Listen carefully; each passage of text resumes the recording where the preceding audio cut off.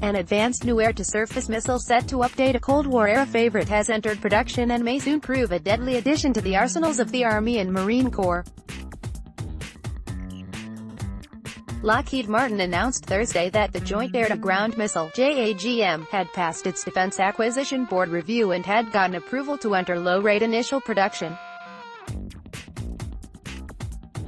The new weapon was set to replace and improve upon the AGM-114 Hellfire, a versatile air-to-surface missile with variants capable of being fired from land, sea and air, including from unmanned drones. JAGM is a multi-sensor air-to-ground missile that is the successor to the combat-proven Hellfire Romeo and Hellfire Longbow missiles.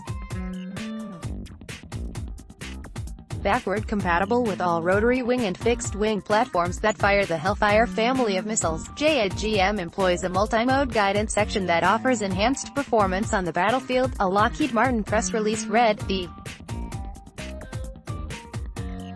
multi-mode seeker combines improved semi-active laser and millimeter-wave radar sensors, providing precision strike and fire-and-forget capability against stationary and moving land and maritime targets in adverse weather and obscured battlefield conditions, it added. The Hellfire was developed in the 1970s as the Soviet Union amassed a vast fleet of tanks across Europe. As East-West proxy wars raged and tensions continued to spiral along the continent's heavily fortified borders, the U.S.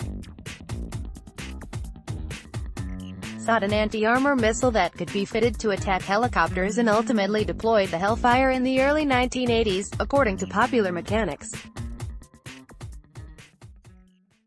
In the decades since, Hellfire has received a number of modifications. Hellfire 2, developed in the 1990s, came with semi-laser guidance and a number of variants including a high-explosive anti-tank warhead, a blast fragmentation model, and a metal-augmented charge that acts as a thermobaric weapon. Later produced was the Longbow Hellfire, equipped with fire-and-forget technology that allows pilots to launch the missile and leave the target range, and the Longbow Romeo, which combined previous features into one. Related, U.S. Navy wants to challenge Russia and China at sea with new smart missiles. The Hellfire has seen use in U.S. military operations across the world, including the 1989 invasion of Panama and 2003 invasion of Iraq, as well as interventions in the post-Soviet Balkans and across the Middle East to this day.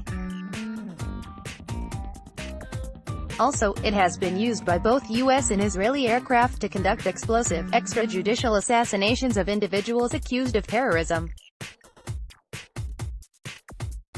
While the full extent of JAGMs remains to be seen, it is believed to have at least one major advancement: the ability to hit moving targets in even adverse site conditions, according to Defense News.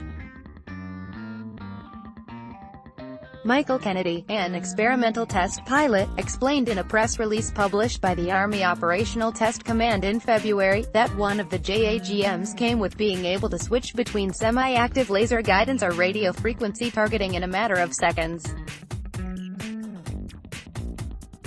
He said the JAGM can start off using the laser, then transition to the radar portion and still hit the target if the crew has to use evasive maneuvers. The ability to not have to put the laser directly on the target and let the adversary know that you are about to kill him is a tremendous benefit. Al Mays, an aviation weapons technical advisor for the Training and Doctrine Command's Capability Manager Recon Attack, said in the same report, once you have the missile off the rail and encounter smoke or dust or fog, a regular laser missile could lose that target. With JAGM, I have a pretty good guarantee that I am going to kill that target with a single missile instead of multiple missile shots, he added. The release accompanied live fire tests of the JAGM against Russia-built T-72 tanks at the Yuma Proving Grounds Cibola Range in Arizona. The tests took place on February 13, and, on that same day, the U.S. military released footage of one of its Hellfire-equipped US MQ-9 Reaper drones, also known as Predator B, blasting a T-72 tank operated pro-Syrian government forces in Syria.